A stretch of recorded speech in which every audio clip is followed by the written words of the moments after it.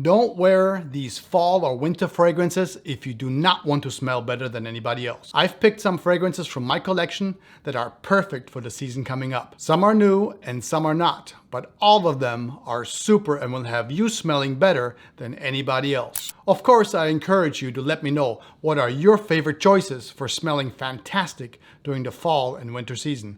Leave your picks for me in the comments. It's still early in the last part of the year, and for some of you it isn't really cold yet. For some of you it's already started snowing. I did a video not too long ago called No Brainers for Fall. I hope you enjoyed that one. In that one I promised I will do another fall fragrance video soon. Well, here it is. All the fragrances in this video will have you smelling awesome and smelling better than all the others in the last half of the year. I'll start with a couple of amber fragrances, since amber forward fragrances are a good choice for the coming weather, and amber has a cozy quality that I really enjoy during this time. The first one is a fragrance line that doesn't really get a ton of hype. Perhaps it's due to the somewhat dated nature of the bottle, or perhaps it is the name, which is also a bit dated. I'm talking about Chopard. It's a Swiss company that has been around since the 1860s, and it mostly creates quality Swiss watches and exquisite jewelry. Some of these items are sold for millions of dollars. And just like many designers, Chopard has a fragrance line. I have most of the Malaki fragrances. And I'm willing to do a separate video if you would be interested. Let me know in the comment section if you are. My choice is going to be Amber Malaki from 2015. This one right here is a beautiful amber vanilla with a smoke that disappears quite quickly. Amber Malaki isn't dark and smoky as some of the other Malaki fragrances in the line. Instead, it is a warm, ambery sort of fragrance with the illusion of leather from the lapdanum and papyrus notes in here. The scent is kept slightly fresh with a delightful sort of blossoms of orange. If you like fragrances like Amber Nuit and Tom Ford Extreme, then this one might be a great or fantastic alternative for you. It smells so good in the air at a fraction of the price. You just have to remember that this one only comes in a 75 milliliter or 2.7 fluid ounce bottle. The longevity and protection of this one is kind of in the middle of fragrances. Not too weak and not too strong. I find Amber Malaki is a nice sort of all-rounder fragrance for the cooler weather, with a sweet vanilla and amber dry down at about the 5 or 6 hour mark. Really nice one, usually at a really good price. If you like the amber note and you want something with a bit of an Italian freshness, then my next choice is going to be just for you. It is from the house of Acqua di Parma, and it is a fragrance that is called Colonia Ambra, or Ambra, also from 2015. This one is for someone who is not willing to give up summer quite yet, but wants to slide in some soft amber notes. Beautifully, beautifully done. I say that because the amber is surrounded by an oceanic marine note that is sort of fresh. Oh, look at that sprayer. Fresh and soft, at the same time with a bit of tartness reminiscent of citrus. I say reminiscent of citrus because there is no sweetness usually found in your citrus summer fragrances. I like it if I'm in the mood for some freshness, reminiscent of summer, but the fragrance also has a slight bit of weight already. Ambre is a nice transition fragrance with okay longevity and protection. It does remind me a little bit of the 80s or 90s, just like my next one. I guess this is why I like the Burberry Hero release from 2024. It's different. The Hero Parfum is a deep resinous, mossy fragrance, sort of inside of a cedar forest. It is actually different and really good. Hero also is on the earthy side of fragrances, instead of the sweet, clean, fresh, or soapy side. It also is very different from the original Hero or the Eau de Parfum. If you like fragrances like Santal 33 or the Silver Mont Blanc Platinum, then this one might be right up your alley. And I do enjoy that throwback, of the thicker fragrances from the 80s and 90s. It is very nice every now and then. How about we look at an actual throwback? Let's go back to 2001 Paco Rabanne. Have you guessed it? Yep. Ultraviolet Man by Paco Rabanne, or just Rabanne today. This is a lighter fragrance I love wearing in the later half of the year. It is a green amber violet with a soft sort of powdery nuance.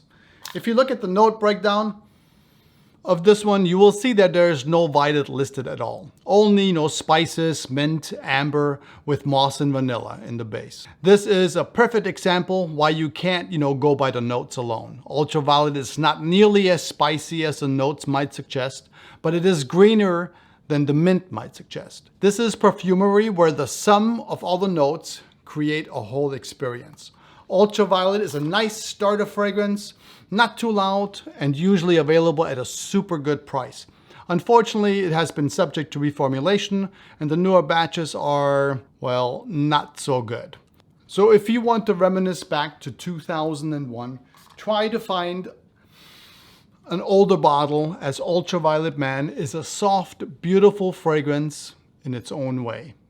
It is a fun, uncomplicated fragrance for anyone. Every now and then. Paco Rabanne's Ultraviolet didn't have a violet note, even though it feels as if there is a futuristic violet note in this fragrance. My next one actually has a violet listed right at the top. It's big and bold, slathered in honey. It's Roberto Cavalli's Uomo.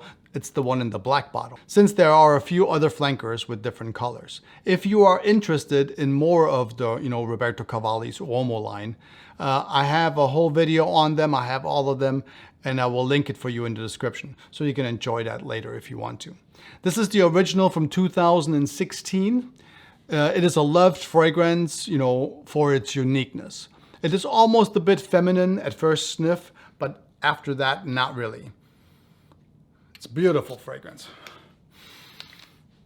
It is expertly crafted by Christophe Renaud, a perfumer who also created, Issey Miyake's L'Eau de Parfum, Noir, Ambre, or Incense, as well as a bunch of Rabanne's 1 Million, YSL Myself, the Eau de Parfum, and the Le Parfum from 2024. That should give Ferragamo Uomo some credibility, at least a little bit. This is a unique and beautiful fragrance.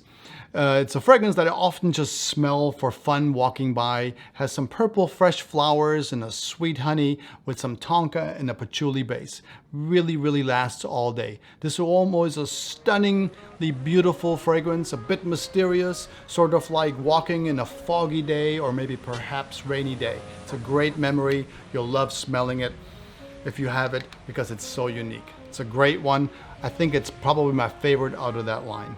Another beautiful one from last year, 2023, well, I guess it's depending on when you view this, is Houbigant's Ambre des Abysses. This is a classy fragrance in the style of, Gucci Guilty, Elixir, Reflection Man by Ambre, somewhere around there. I also did a video comparison of these three fragrances. I believe it was called Birds of a Feather. Something like that. I'll link it in the description for you if you want to smell this one through a video with me and comparing it to Gucci Guilty, Elixir, and Amouage's Reflection Man. It's a really good video if you like, the scent profile of Reflection Man or Gucci Guilty, Elixir. As for the Houbigant, it is a perfect choice for me for the later half of the year. Let's sweeten it up a little bit for you guys with a sweet tooth.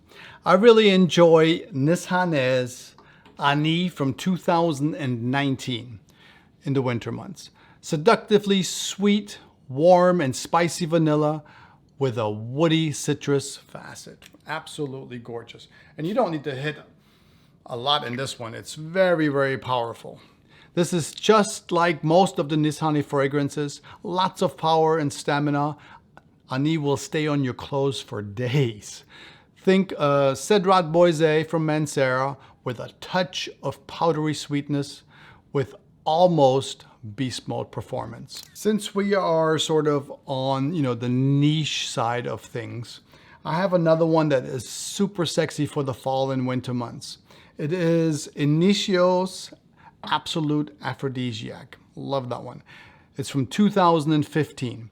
This is probably going to be the most expensive one out of the lineup. They're kind of like all the edges have just sort of been rounded out on the fragrances. They're just absolutely gorgeous. Perfect. This Initio features sort of sensual white flowers and vanilla and some amber to kind of warm it up just a little bit.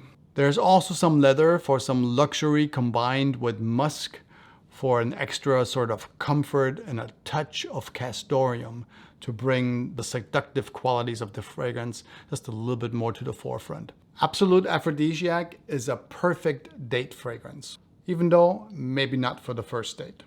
One you could wear on a first date in the later half of the year is one by Ralph Lauren. It's called Ralph's Club, and it's the Elixir from 2023. This is my personal favorite from the Ralph's Club line.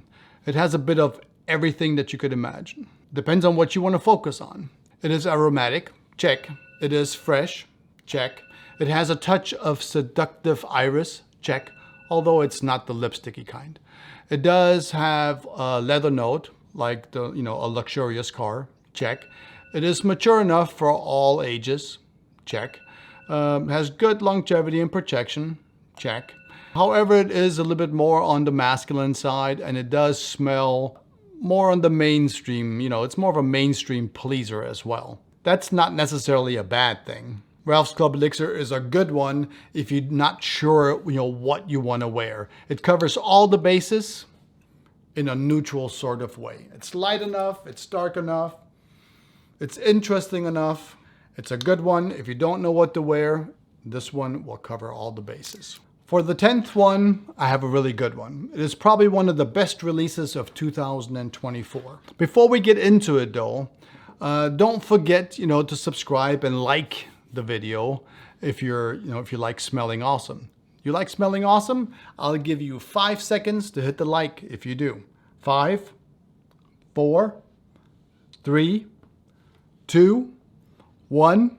That's awesome. Remember, your fragrance journey begins with but one single scent. Thanks for subscribing. Our number 10 is going to be a stellar release from 2024. It is remarkable. It is a beautiful remake of a flanker that is a cornerstone of the fragrance world. With an eau de toilette that came out in 1988, an eau de parfum version that came out 2003. And here we are finally with a perfume version in 2024. If you are from the camp that the original EDT is too mature or dated, as well as, the eau de parfum, then this new parfum version might be, the one that hits the spot for you. It is a modernized version of the stellar classic. The addition of rum is a super move for this release. The original scent profile is still going to be noticeable.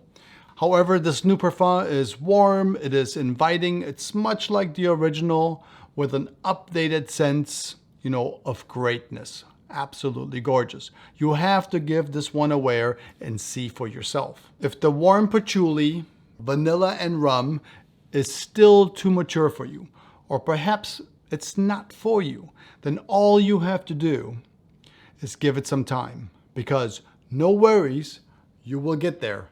I promise. Until next time, take care, thanks for watching, and I will talk to you soon.